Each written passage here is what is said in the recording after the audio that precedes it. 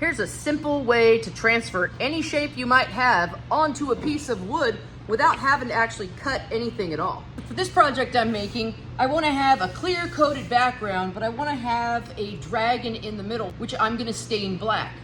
So the first thing that you're going to do is set your shape to where you like the way that it sits on your piece of wood, whatever that may be.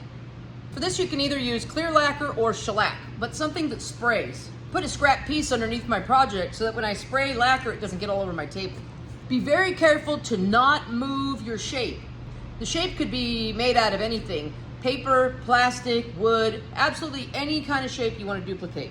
Now what you want to do is spray the entire surface except for what's under your shape.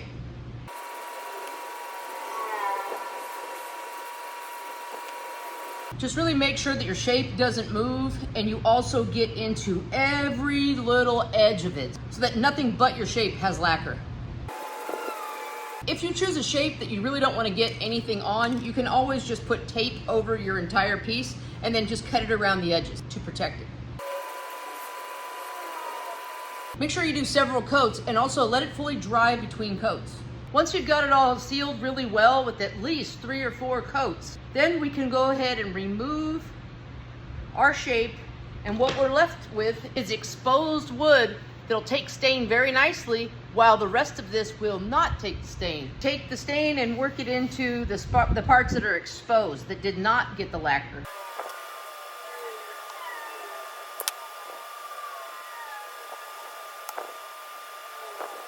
You may have to stain it several times to get the color that you want. Right after you apply the stain, you are wiping it off so that you can get it off of drying onto the lacquer.